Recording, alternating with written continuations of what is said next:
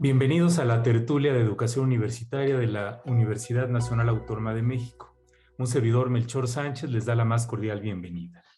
En esta ocasión vamos a abordar el tema de aprendizaje adaptativo y sus implicaciones en educación superior, ¿no? Para las universidades. Para ello nos acompañan dos académicos. En primer lugar, tenemos a la doctora Guadalupe Vadillo Bueno. Ella es psicóloga con maestría en educación del sobresaliente y doctorado en educación. Es diseñadora, asesora, tutora y coordinadora de diversos cursos en línea, particularmente en este tipo de cursos que se llaman cursos masivos abiertos en línea a través de la UNAM Coursera. Su curso, precisamente, Ser Más Creativos, tiene una matrícula de más de 180,000 participantes. Es profesora de la carrera de Psicología en la FES Iztacala de la UNAM. Ha recibido premios por su trayectoria en innovación educativa y es miembro fundador del Bachillerato a Distancia de la UNAM, del que actualmente es directora. Bienvenida, Lupita. Muchas gracias. Y también nos acompaña desde Monterrey el maestro Jorge Alfonso Rodríguez Tort. Él es ingeniero industrial y sistemas, especializado en logística internacional. Tiene una maestría en innovación y desarrollo empresarial por el Tecnológico de Monterrey. Ha recibido el premio de profesor inspirador otorgado por el mismo instituto y actualmente es director de servicios y consultoría del Instituto para el Futuro de la Educación del Tecnológico de Monterrey, en Monterrey, Nuevo León. Bienvenido, Jorge. Muchas gracias, Melchor, y muchas gracias a la UNAM por la invitación. Pues sí, entonces, el término de aprendizaje adaptativo puede sonarle extraño a nuestra audiencia, aunque hay algunos autores, por aquí tengo una cita de un tecnólogo norteamericano pakistaní que se llama Oshman Rashid, que dijo que para el 2025 esperamos que todo el mundo sea completamente digital, ya no falta mucho, que los libros en papel sean una cosa del pasado y que la educación sea entregada a través de herramientas de evaluación basadas en analítica y plataformas de aprendizaje adaptativo. Pues, ¿qué quiere decir este término, Lupita? ¿De dónde viene y cuáles son algunas de sus implicaciones para empezar el diálogo? Pues viene de la necesidad de crear experiencias de aprendizaje que estén acordes a las características, motivaciones, formas de conducirse de los estudiantes. La idea, pues, no es nueva. Desde Skinner tenemos, por ejemplo, los textos programados, en donde uno va avanzando y de repente a partir de los resultados de evaluación nos dice, no, pues tú sáltate a la página 24 o tú regrésate a la página 12 para que consolides tal cuestión. Y entonces, estos primeros intentos, desde luego, son efectivos. Yo recuerdo, por ejemplo, personalmente haber estudiado estadística descriptiva de esa manera. Antes de tomar el curso en la universidad, me compré un par de libros justo de la UNAM y en un ratito entendí perfecto de qué se trataba. Vaya, es un sistema probadamente útil, no solo en lo personal, sino está muy documentado y hace que la experiencia de aprendizaje verdaderamente sea muy personal, que uno se sienta que está avanzando a su ritmo, de la manera que más conviene para las características individuales de cada quien. Y esto, pues, obviamente es útil y se ha ido mejorando muchísimo a partir de esas primeras ideas que se popularizaron en los años 70 del siglo pasado y que ahora, pues gracias a la tecnología, tenemos enormes posibilidades de hacer una experiencia personalizada maravillosa para cada uno de los decenas, cientos o miles de participantes en una experiencia de aprendizaje. Gracias, Lupita. Pues, Jorge, ¿qué agregarías a lo comentado? Bueno, yo estoy de acuerdo con lo que dice la maestra Guadalupe y sobre todo verlo como desde dos puntos de vista. Tenemos la parte del estudiante y la parte de nosotros como profesor. Como estudiante, ves ese momento de el aprendizaje en tiempo real. Vas avanzando de acuerdo a tus conocimientos y lo que vas incorporando te va dando una ruta de aprendizaje. Y a nosotros como docentes, con el famoso tema ahorita del data science, toda esa información que podemos recapitular, recibir de nuestros alumnos, sus gustos, su forma de aprender, en qué momento lo hace, tiene que ver con esa parte de aprendizaje adaptativo, desde la perspectiva de en qué momento le damos ese conocimiento.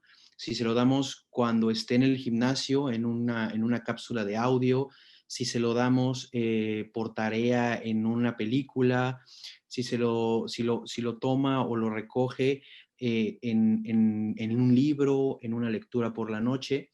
Entonces, el aprendizaje adaptativo, como dice la maestra, es ese tema de tiempo real del estudiante, de cómo va avanzando, pero uno como docente también nos da esa perspectiva de en qué momento otorgamos o damos ese conocimiento a los alumnos. Así es, ya ves que, bueno, hablando de lo que comentaba Lupita de los 70s y toda esta cuestión del foco en los aspectos tecnológicos de inteligencia artificial, etcétera, para esto, pero también podríamos verlo desde la lente más amplia de aprendizaje personalizado, que es esta especie como de santo grial, ¿no? De que cada estudiante, como es diferente, tiene que seguir su propio camino. Y a eso muchas personas le llaman aprendizaje personalizado, y probablemente el aprendizaje adaptativo podría ser pues una forma de aprendizaje personalizado, y que actualmente, revisando las literaturas recientes, por ahí del año 2015, se pronosticaba que antes del 2025 ya esto iba a formar parte de la educación en todos lados, ¿no? Algo que, pues, ¿cómo ves, Lupita? ¿Cómo estamos en esa optimista predicción? Medio optimista, estoy de acuerdo.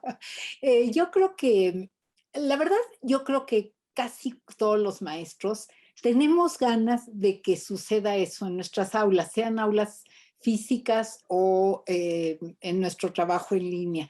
Lo que queremos es que pues cada estudiante esté en el pico de su motivación en todo momento, que esté verdaderamente interesado, que tenga todos los prerequisitos para entender lo que justo ahorita estamos trabajando, que se sienta retado por el contenido. En ese sentido de tener al estudiante siempre en su zona de desarrollo próximo, nunca frustrado porque ya lo vio, porque ya está harto de eso o porque ya lo domina, o tampoco porque realmente no tiene esa parte básica, esas premisas básicas para tener un buen dominio de lo que está estudiando.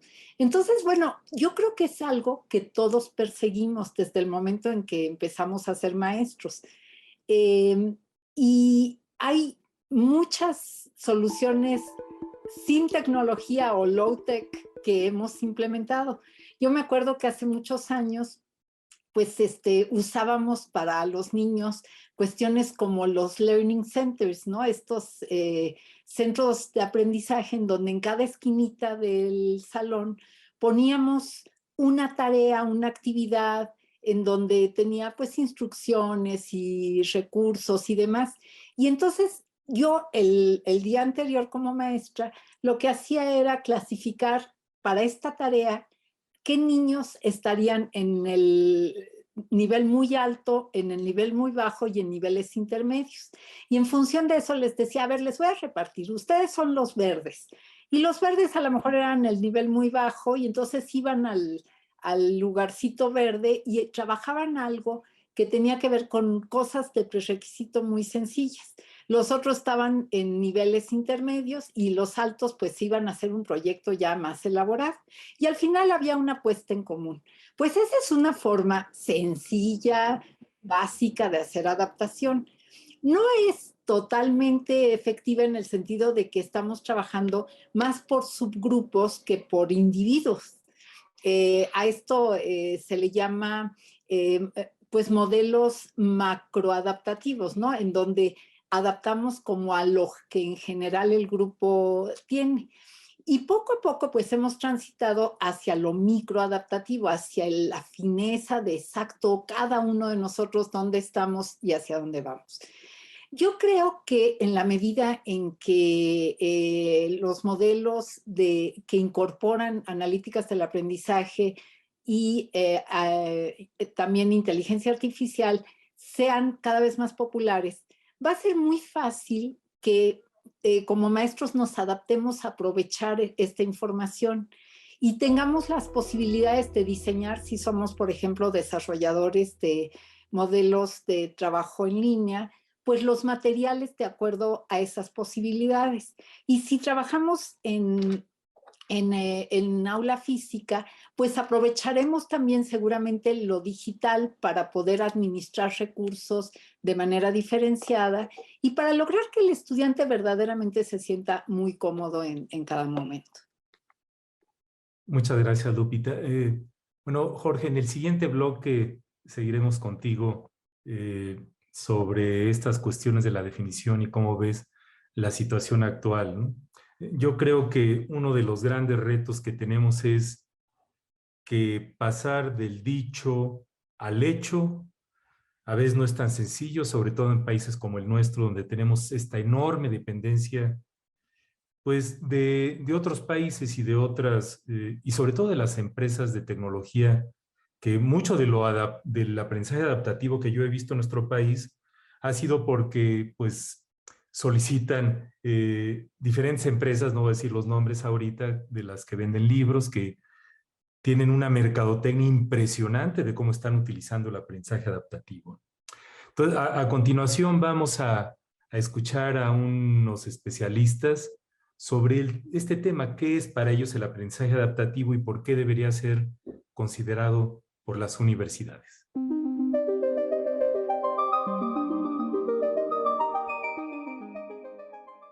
Bueno, hoy con la tecnología podemos ver que al utilizar la misma, el aprendizaje adaptativo se vuelve muy funcional porque puede dar una serie de datos estadísticos para ver en qué momento el alumno requiere un apoyo, un seguimiento, o en otro sentido puede dar algún otro recurso, tarea, etcétera, ¿no? Básicamente es una estrategia que utiliza la tecnología para poder apoyar de manera personalizada el aprendizaje de los estudiantes. Bueno, yo creo que hoy tenemos una gran oportunidad para usar la tecnología. Pudimos observar que con la pandemia algo que nos trajo es precisamente llevar a cabo la educación utilizando diferentes medios y precisamente pues el aprendizaje adaptativo al utilizar la tecnología pues nos ayuda a no tener tanto trabajo como maestros en este sentido.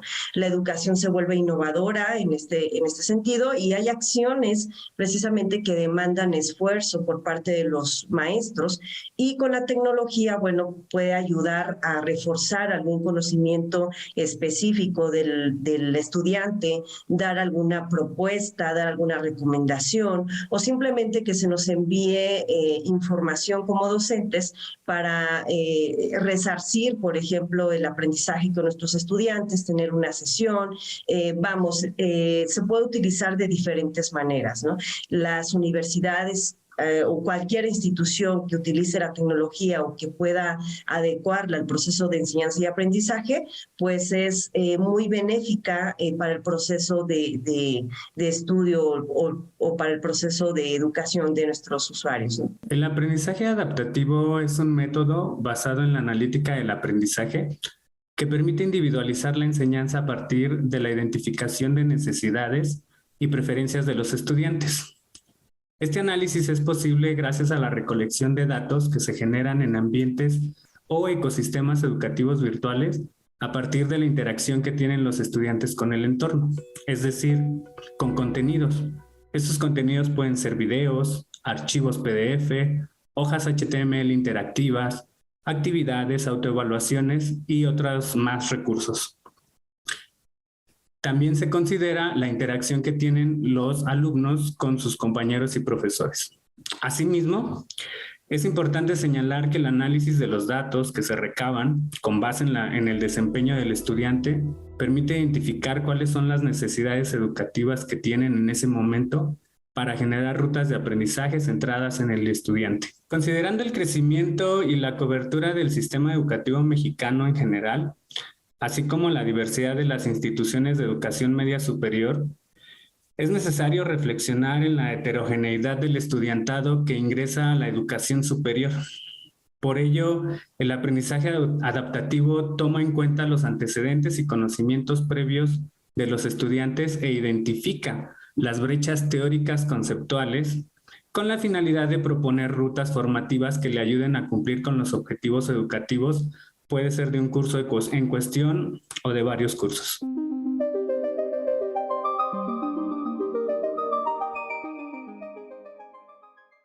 Estamos en la tertulia de educación universitaria de la UNAM, platicando sobre aprendizaje adaptativo y sus implicaciones universitarias. Este concepto de aprendizaje adaptativo, en él convergen ciencias de la computación, inteligencia artificial, psicometría, psicología, educación, pedagogía y neurociencias. Y es un tema que se oye bastante en la mercadotecnia educativa, pero que los profesores y estudiantes, creo, es un sentir personal, que no están muy familiarizados con su esencia, sus ventajas y sus desventajas, porque además les mandamos una serie de mensajes mixtos, ¿no? A los profesores les decimos, aquí está un currículo, un plan de estudios, que generalmente son bastante estructurados y rígidos, que todos lo tienen que recibir ese plan de estudios y todos tienen que graduarse con una serie de habilidades, competencias, conocimientos, etcétera. Y a los estudiantes, también con frecuencia, les aplicamos exámenes o evaluaciones en los cuales también los exploramos a todos con el mismo rasero. Entonces, estos mensajes pueden, ahora sí que, confundir un poco a los usuarios. Pues, Jorge, ¿qué está ocurriendo actualmente en las universidades mexicanas con el aprendizaje adaptativo? ¿Y cuáles serían algunos de los pros y contras, tanto para estudiantes como para docentes? Claro que sí, Melchor. Mira, de hecho, de lo que platicas es correcto. El aprendizaje adaptativo tiene que ver con habilidades tecnológicas, con la parte de las analíticas de aprendizaje y el seguimiento personalizado.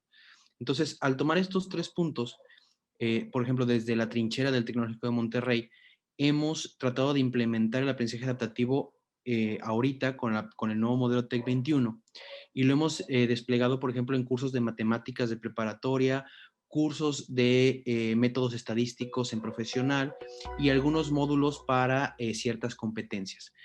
Bien lo comentaban hace un momento, todo esto se veía para un futuro y el COVID nos vino a cambiar y a acelerar las cosas, porque nos dimos cuenta que podemos hacer muchas cosas en pro de los estudiantes y utilizando, por ejemplo, la virtualidad.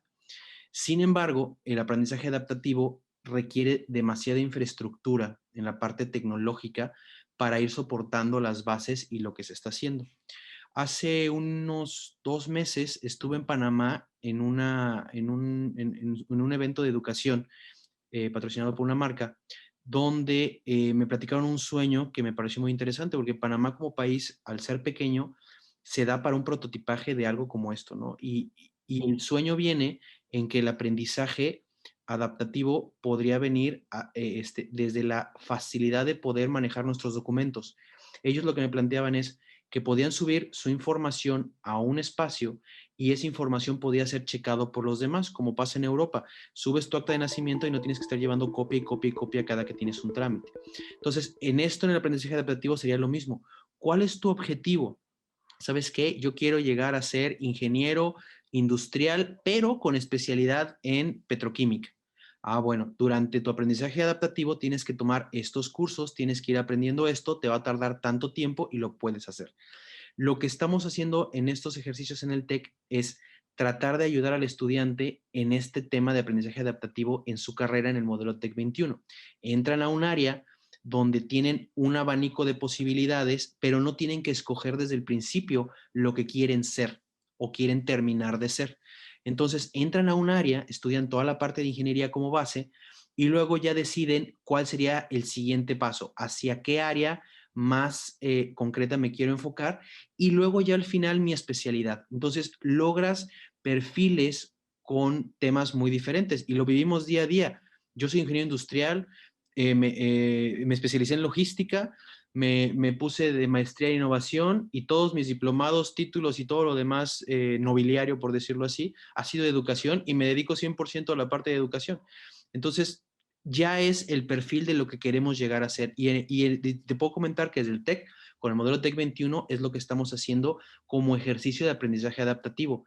Pero como lo comentaste un momento, la parte tecnológica es lo que más se llega a complicar porque necesitas respaldar mucha información y saber mucha información de cada usuario. Y pensar que tenemos 90,000 alumnos, pues es como un poco más complicado. Ahora imagínate la UNAM con el mundo de personas que tiene y todavía genera un perfil que puedas ir adaptando. Entonces, creo que eso es algo que nos detiene y es la infraestructura tecnológica. Gracias, Jorge. Lupita. Yo creo que hay diferentes avances, hay estos esfuerzos de tener la posibilidad de que flexiblemente el estudiante tenga una trayectoria, como nos decía el maestro, y hay otros que involucran pues mucha tecnología y otros, como decía antes, poca tecnología. A mí me gustaría compartirles lo que hemos hecho en el pasado en el bachillerato de distancia de la UNAM y lo que estamos trabajando para hacer ya muy próximamente en ese mismo programa. Lo que hemos hecho es que ya tenemos diversas asignaturas en donde trabajamos con una evaluación de conocimientos previos a lo que se va a ver en la semana correspondiente. De tal manera que al iniciar la semana, el estudiante cuenta con pues una medición muy rápida, ¿no? Un check-up académico de cómo anda en aquello que va a ver, ¿no? En los prerequisitos de lo que va a ver.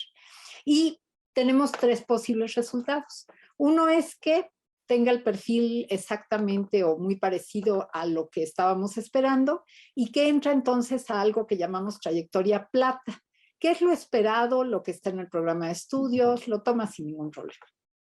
Pero también tenemos estudiantes que por diversas circunstancias pues no tienen la posibilidad de tener todos los prerequisitos, tienen ahí algunos valles que podrían impedir la consolidación de su aprendizaje. Y en esos casos lo que hacemos es darles una trayectoria que llamamos bronce, sin que se den cuenta, sin nada. La siguiente pantalla los lleva a una serie de ejercicios, de actividades, de contenidos que resuelven esos valles y que hacen que tengan un perfil muy aceptable para tomar la trayectoria plata. Y una vez que terminan y demuestran dominio en eso, pasan a la plata sin darse cuenta todavía de que tienen una trayectoria como muy específica para ellos. Y también tenemos a los estudiantes sobresalientes que por alguna razón, porque tenían interés en ese tema en especial, porque sus papás se dedican a eso y tienen pues mucha cultura en ese sentido, por lo que ustedes quieran, saben mucho del asunto. Y entonces se sentirían absolutamente frustrados de tener que volver a ver y hacer ejercicios de cosas que ya dominan. Entonces a ellos les damos una actividad de aprendizaje superior, que se parece a lo que en otros países se llaman cursos de posicionamiento avanzado, los cursos AP, por ejemplo, en Estados Unidos. Y entonces trabajamos con un proyecto que se parece más a universidad que a bachillerato, aunque estemos en nivel bachillerato. Y entonces hacen ese proyecto a lo largo de la semana, todos, sean bronce, plata u oro, van a pasar por la evaluación final que corresponde a la semana. Si es un proyecto, si es un examencito, lo que sea que corresponda a eso, todos lo pasan para asegurar que van como avanzando y estamos certificando lo mismo para todos. Pero la experiencia de aprendizaje fue realmente distinta para esos tres grupos. Eso es lo que hacemos hasta ahorita. Si me permiten, en este momento o en otro, cuento el sueño que viene después. Bueno, sí, en el siguiente bloque es que me pongo en los zapatos del profesor, llamémosle normal, que tiene su vida profesional, su vida personal, complicado todo por la pandemia, y que tiene un montón de estudiantes. En la universidad, en la UNAM, los profesores de bachillerato presencial tienen en promedio 5 grupos y cada grupo como de 60 estudiantes. Entonces, y en licenciatura, los grupos son como de 40 personas y en promedio cada profesor tiene 2 o 3 grupos. Entonces, el profesor que quiere darle atención personalizada a cada estudiante se ve a veces rebasado porque son muchos, ¿no? Y como ya comentó Jorge, la tecnología y los avances que ha habido en los últimos años, pues deben de ayudar a que este proceso sea más sencillo. Pero al final del día se requiere familiaridad con las plataformas, que, que el profesor esté como consciente de que algo está ocurriendo, ¿no? Porque no pretendemos que un profesor sea experto en inteligencia artificial o en sistemas, pero sí debe de saber que la plataforma de educación a distancia o educación mixta, como estamos viviendo en la actualidad, en la etapa pandémica, haya un montón de datos viajando por todos lados con una serie de implicaciones legales, de privacidad de datos, etcétera.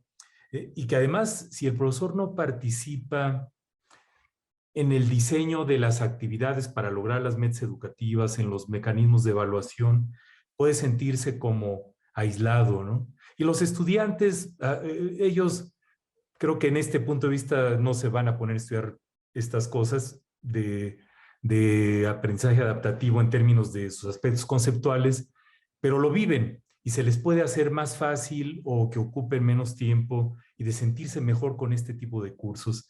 Pues, ¿algún comentario sobre estos puntos, Jorge, del tiempo, el costo y los retos para estudiantes y profesores?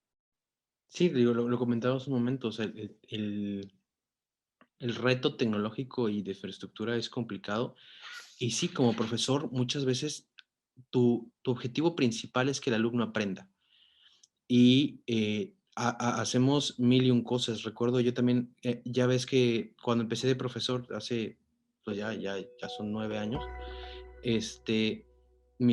o sea, salí de la carrera, empecé como profesor y recuerdo que empecé a escuchar mucho lo de, es que hay alumnos que aprenden por movimiento, alumnos que aprenden por lectura, aprenden por audio. Y me tienes generando contenido de la materia por distintos enfoques, porque yo quería que todos aprendieran lo que estaba tratando de enseñar. Había, hasta la fecha, hay veces que me cuesta mucho trabajo expresar, dice mi esposa que mi cabeza gira más rápido que mi boca, entonces como que traigo las ideas muy rápidas y no las puedo soltar, y en clase así acomodaba, o sea, manejaba esas partes, y los ejercicios, por ejemplo, que hace la maestra Guadalupe en las materias, creo que son los primeros pasos que podemos ir aplicando como profesores de manera ya directa en los alumnos, y ir acomodando poco a poco para llegar a hacer un aprendizaje adaptativo real. Yo creo que vamos en buen camino, pero sí lo veo en un tema no muy cercano, sobre todo por la parte de infraestructura. Gracias, Jorge. Bueno, Lupita, en el siguiente bloque seguiremos contigo, porque el tema obviamente da para mucho, ¿no? A continuación vamos a pasar a una pausa y los invitamos a contactarnos a través de los sitios virtuales que aparecen en pantalla.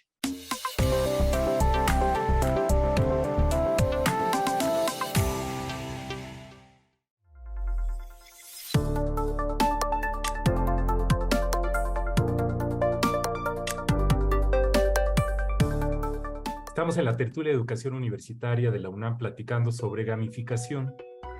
Como hemos dicho, la estrategia tiene un enorme potencial en todos los niveles educativos y es importante no desdeñarla como algo que solo se puede usar en preescolar o educación básica. Por otra parte, también la palabra, los juegos a veces, si se usan mal, como ya se comentó, pueden tener efectos adversos, ¿no? A veces si se promueve una competencia excesiva por sacar los primeros lugares y el docente o la docente no facilita o ayuda a que esto no se salga de control, puede tener un resultado negativo en lugar del resultado de aprendizaje que se espera, ¿no? Pues, Javier, ¿Qué pueden hacer las instituciones, las organizaciones educativas para promover que esto se use más y se tome en serio por todas las áreas del conocimiento? ¿Y cuáles son los obstáculos para que esto siga avanzando? Bueno, yo creo que lo primero que hay que trabajar es una capacitación a nivel general de las universidades. Generar ambientes gamificados requiere un cierto conocimiento en el área. Saber cómo estructurar un juego, saber técnicas o diferentes tipos de jugabilidad que se pueden desarrollar es muy importante. Si no las conocemos, pues no vamos a hacer una aplicación correcta de la gamificación. Es algo muy importante. Algo también que podemos hacer con las universidades es generar espacios o proyectos de investigación.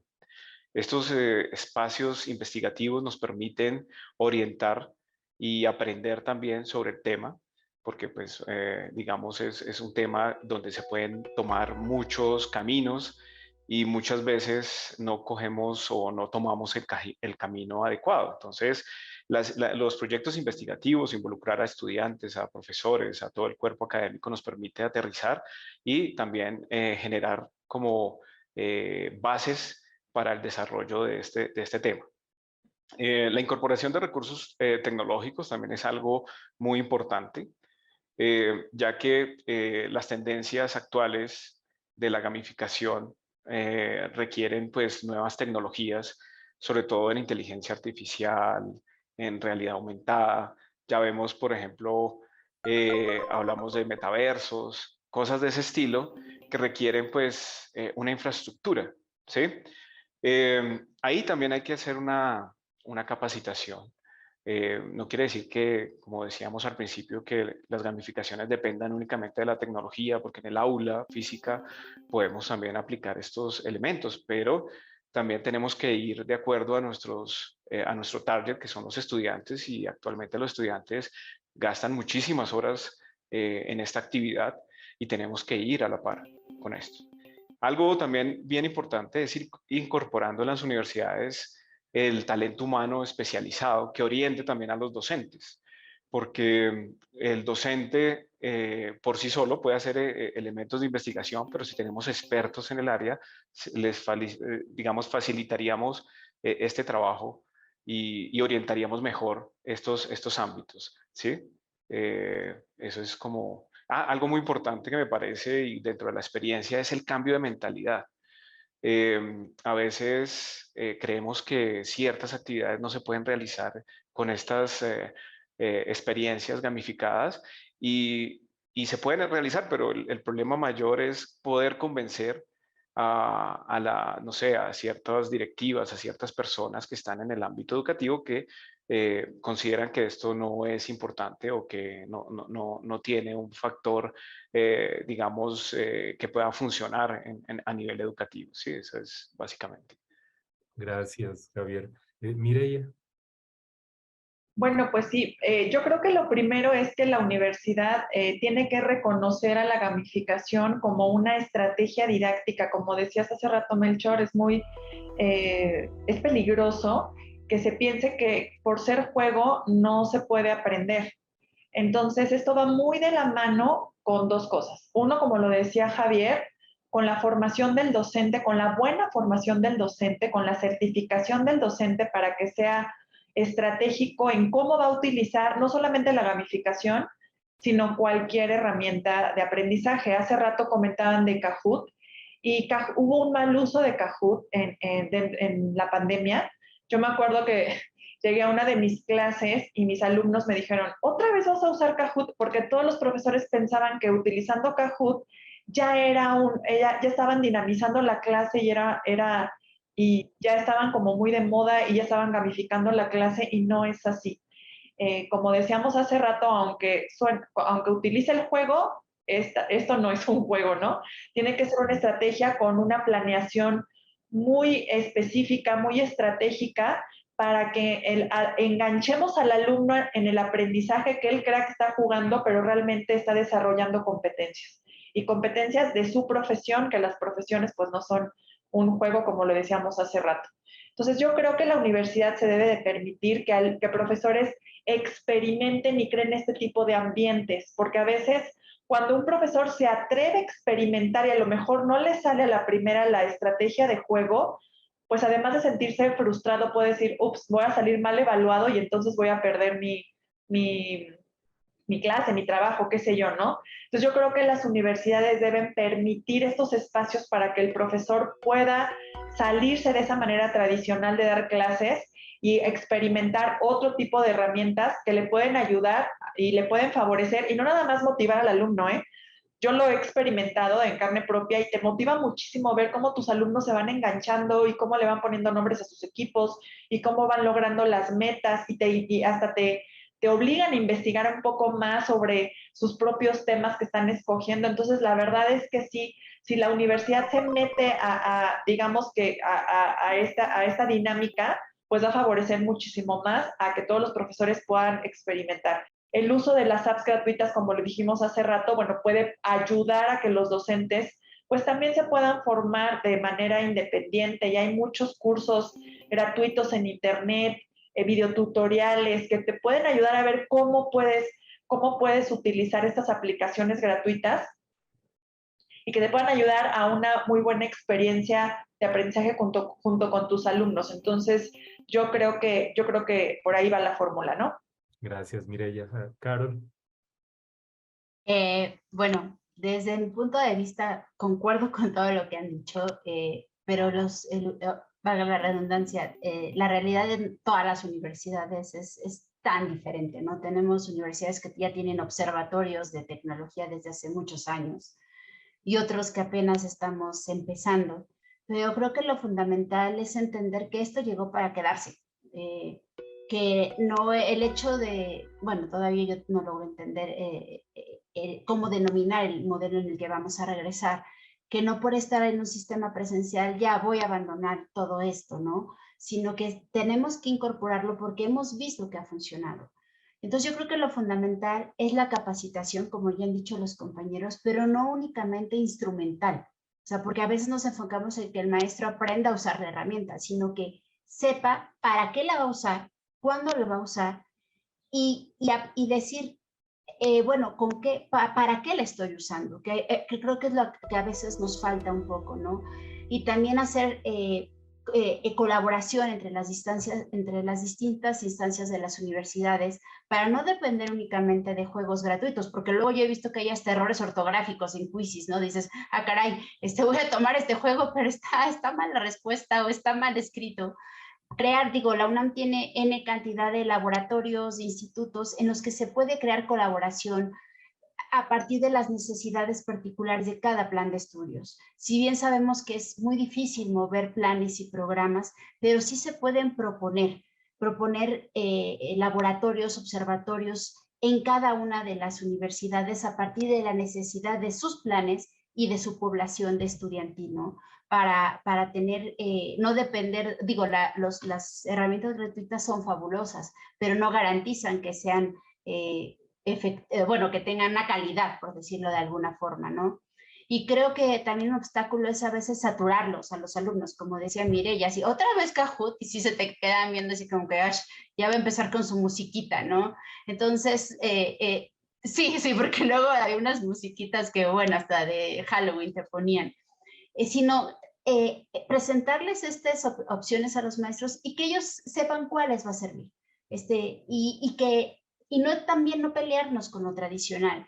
Pueden mezclarse ambas cosas. Hay maestros porque llevan años dando clase, que tenían una resistencia, pero ellos pueden aportar el conocimiento para construir estos juegos, mientras que los maestros con más habilidades digitales pueden ayudarles como el maestro a crear juegos, Panic Rooms, que se llaman, Escape Rooms, perdón, es que yo les digo Panic porque mis alumnos se apanicaron cuando los evalué con ellos.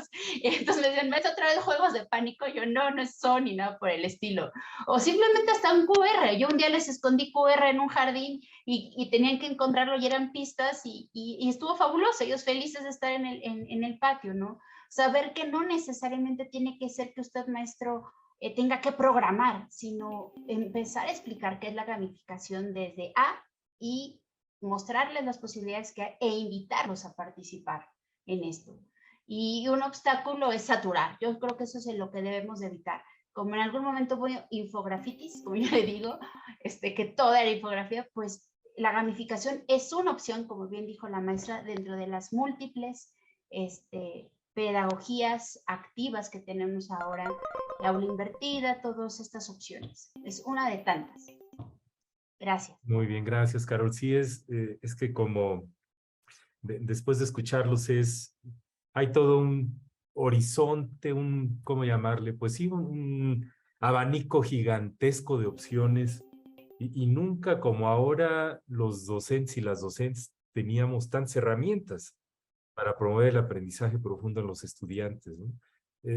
Pero la gamificación yo creo que sí se está ganando un espacio sólido y es importante que las instituciones lo internalicen, lo reconozcan como algo serio.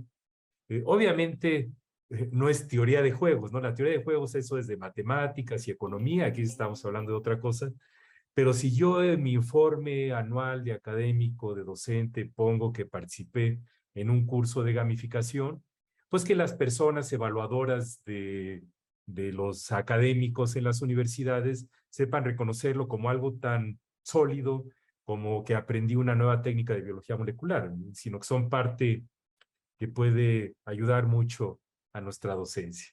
A continuación vamos a escuchar a un especialista por qué utilizar la gamificación en la educación superior y cuál es su futuro.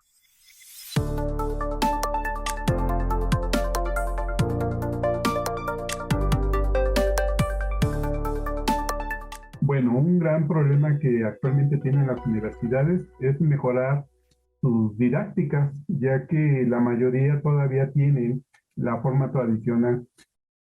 Algunas instituciones privadas ya la están implementando y creo que están obteniendo buenos resultados. En nuestro caso, nosotros hemos estado experimentando con este tipo de técnica o de método de aprendizaje, en el cual inicialmente teníamos los resultados de siempre, donde el aprendizaje tradicional basado en tareas y exámenes muchas veces nos ofrecía muy bajo rendimiento. En cambio, el experimentar con estas nuevas técnicas, una de ellas es la gamificación y el aprendizaje activo, nos ha permitido incentivar los niveles en cuanto a rendimiento académico y también en motivación. Muchos de los estudiantes ahora ya se sienten conscientes de que realmente están aprendiendo. Bajo este esquema y este contexto, creo que la universidad sí debería de dar un cambio a nivel de todas las licenciaturas en tratar de implementar estas nuevas técnicas bajo el esquema de utilizar mecánica de juego o de incentivación para que los alumnos puedan ser motivados a obtener mayor aprendizaje. Esto se va a ver reflejado tanto en el ambiente del aula como también en los incentivos del profesor, porque muchas veces lo que ocurre es que los profesores se esfuerzan y dan todo bajo un esquema tradicional y no encuentran esos resultados.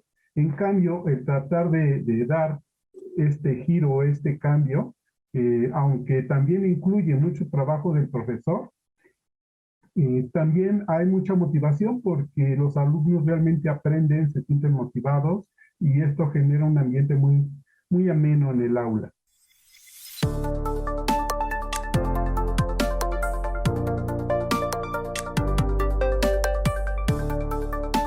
Estamos en la tertulia de educación universitaria de la UNAM platicando sobre el tema de gamificación en educación superior. Y ya hemos comentado que es muy importante que las instituciones, los cuerpos colegiados, universitarios, se empapen del tema, que lo tomemos en serio, realizar investigación, documentar las experiencias, difundirlas, promoverlas y recompensar con los sistemas de incentivos y recompensas institucionales a los docentes que exploren estas metodologías que ya tienen tiempo, pero siguen siendo innovadoras. Pues, Mireia, algunas reflexiones o puntos finales que quisieras decir. Claro que sí. Pues recomendar a los docentes que experimenten este tipo de estrategias y que las adopten como parte de su práctica docente, que pueden tener muchas satisfacciones, y que no dejen de investigar, que no dejen de leer y que no dejen de involucrar a sus alumnos. No importa qué tanta tecnología o no cuenten sus instituciones, todo se puede lograr con o sin tecnología. La tecnología ayuda, pero no es el fin último. El fin principal es la formación de nuestros alumnos, es la didáctica, es la pedagogía, es cómo nosotros somos estratégicos para que nuestros alumnos logren las metas que nosotros queremos. Gracias, Mireya. Carol. Pues también sería lo mismo, porque creo que en estos años, ya en unos meses, tuvimos la oportunidad de adentrarnos en este universo de las TIC y las TAC, y que no pensemos que el regreso, que no, digamos que no tiren a la borda lo ya aprendido. Y entre ello está el tema de la gamificación, que no tengan miedo, que afortunadamente ya no es de que ya borré el programa y ya no puedo recuperarlo. Los invito a experimentar, a ver, incluso muchas aplicaciones ofrecen cursos gratuitos y certificaciones. La semana pasada fue una de Kahoot y tienen valor curricular, y muchas de ellas te invitan a los maestros que se acerquen a los distintos grupos que hay de comunidades de maestros que intercambian experiencias de gamificación. Y como usted bien dice, es una línea de investigación muy importante en cualquier nivel, tanto para básico, superior y en doctorados, ¿no? Es algo que tenemos que conocer más y ver los resultados que va a tener a largo plazo en una generación que va a estar retomando la gamificación. Y sobre todo, que las universidades nos apoyen a los maestros que tenemos estas ideas, que haya una colaboración en distintas áreas. Y excelente. Ojalá podamos hablar más de este tema. Gracias. Javier. Sí, finalmente, pues invitar a todas las universidades, a todo el cuerpo académico a aplicar esta metodología, sobre todo a que las clases se vuelvan más dinámicas, más interactivas, más divertidas, que es el objetivo de esto básicamente, y a generar proyectos en común con varias universidades investigativos en el tema, a poder ayudarnos entre todos a aplicar correctamente estas tecnologías y tener como más desarrollos propios que depender de desarrollos ya creados que de pronto no están enfocados hacia lo que realmente necesitamos. Creo que tenemos un talento importante en la región para poder hacer este tipo de desarrollos a la medida. Así es, Javier. Y además se supone que a los latinos, bueno, no se supone, a los latinos nos encanta el juego y la diversión, forma parte de nuestra DNA, como a cada rato nos dicen. Creo que una de las cosas es esto de sentirlo, decimos, el síndrome de no fue inventado aquí, y con esta mentalidad tan nacionalista ahorita en muchos países de decir, es que esto es algo de los norteamericanos y le ponemos la etiqueta de neoliberal, y sobre todo si implica cierta monetización porque los desarrolladores de esto pues esperan cierta recompensa económica por su esfuerzo creativo, ¿no? Que eso a veces complica la situación. La pandemia, que parece que nunca va a acabar, generó pues situaciones muy complicadas, como ya mencionaban hace rato, la educación remota de emergencia. Y uno de los enormes retos de los profesores de todos los niveles educativos era no nada más la motivación y mantener la atención, sino nutrir los aspectos socioafectivos de los estudiantes. Tenemos todavía unos minutos. ¿Qué opinan, Mireya, de en la pandemia, la gamificación? ¿Sientes que tuvo algo que aportar? Sí, bueno, como lo hemos dicho, ¿no? No solamente la gamificación, sino las metodologías activas. Yo creo que el reto fue el formar a los docentes para el buen uso de la gamificación, para que al mismo tiempo capacitarlos en el uso de las aplicaciones y cómo involucrarlo dentro de su práctica educativa. Entonces yo creo que tal cual como lo dijo Carol hace rato, no podemos ir hacia atrás con todo lo que aprendimos en la pandemia, con el uso de la tecnología.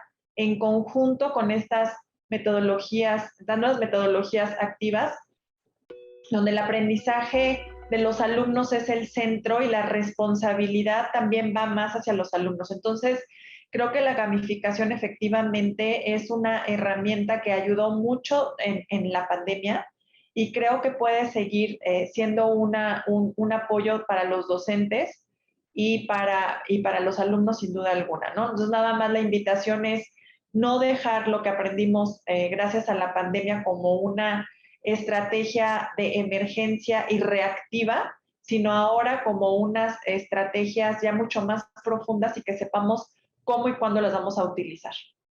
Gracias. Sí, Carol, entonces, ¿algo que agregar a esto de los efectos de la pandemia en la gamificación? Sin duda. Yo creo que era un elemento, al menos yo desde donde lo viví, un elemento de motivación y de interacción entre ellos y de saber que estaban ahí, ¿no? Porque a veces uno parece que está jugando en la ouija porque Juan, estás ahí, nada más veía un letrerito uno ahí, pero en cuanto poníamos una estrategia de gamificación, automáticamente las camaritas se prendían o se avisaban por WhatsApp que iba a haber juego, entonces todos aparecían, y sobre todo cuando eran en equipo, ¿no? Porque esto les permitía, pues llevaban 2 años sin desarrollar sus habilidades sociales, sin conocerse entre ellos. Fomenta la comunicación, el diálogo, sabías ya quién era el líder de los equipos, los roles entre ellos. Entonces creo que sí fue una herramienta que nos ayudó mucho a los docentes, porque era un espacio de ellos, ¿no? Y sobre todo cuando uno veía la riqueza de que se describían con avatares y unos chicos llegaban a un nivel de crear, uno me decía, maestra, ¿podemos hacer como un metaverso? Y yo así de, bueno, espérense tantito, no llego a tanto, déjenme estudiar un poco esto. Y ellos proponían juegos, eso me fascinaba. Ya cuando ellos decían, es que, ¿por qué no nos deja que hagamos nosotros un juego? Y excelente, porque justamente ahí es de que está funcionando la motivación, ¿no? Entonces creo que hay mucho que explorar y de darles a nuestros alumnos la oportunidad también de crear, ¿no? Porque ellos nos enseñan mucho. Yo aprendí lo que era Minecraft y otro, me acuerdo uno que te dan también tiene cantidad de avatares que compras plátanos y no sé cuántas cosas, porque ellos te enseñan. Algo así. Otro de historia también que es fascinante, de que vas recorriendo la historia y eres vikingo y demás, porque ellos saben una parte y tú la otra, todos nos complementamos perfectamente en la gamificación. Así es. ¿Y en Colombia cómo les fue, Javier? ¿Avanzó la gamificación en el confinamiento? Y se potencializó realmente, pues en el caso nuestro, que somos una universidad virtual, pues no la sentimos mucho porque pues nuestras metodologías van involucradas en este sentido, pero con profesores o universidades presenciales sí se sintió muy fuerte ese cambio. Al principio adaptarse a las nuevas tecnologías fue muy fuerte. Luego lograr que las clases tuvieran algo, digamos, una interacción, que uno prácticamente como profesor daba su clase y no sabía si los estudiantes estaban interactuando, si estaban despiertos, si estaban dormidos allá al fondo. Entonces, involucró que ellos cambiaran ese chip y buscaran metodologías para que sus clases fueran más divertidas, más chéveres, como decimos acá, ¿sí? Entonces sí, claro, se potencializó. Yo pienso que dejó una reflexión, dejó a estas universidades que trabajan metodologías presenciales como con la necesidad de trabajar en este ámbito de la gamificación para que una vez retomen, también usen estas metodologías para aprovecharlas y para lograr sobre todo un aprendizaje efectivo. Gracias, Javier. Sí, bueno, el hecho es que esto tiene un enorme potencial y hay que seguir reflexionando sobre el tema, aplicándolo, experimentando, practicando, difundiéndolo. Pues ha sido un placer escucharlos. Mireya, gracias por acompañarnos. Muchas gracias por la invitación. Carol, también muchas gracias por la participación. Gracias a ustedes. Y Javier, pues muchas gracias por acompañarnos desde Sudamérica, desde Colombia. Muchas gracias a ustedes. Fue un placer acompañarlos y escucharlos también. Muy bien, entonces quisiera terminar con una frase precisamente de Benjamin Franklin que dijo, no dejamos de jugar porque envejecemos porque dejamos de jugar. Muchas gracias y nos estaremos viendo en una siguiente tertulia.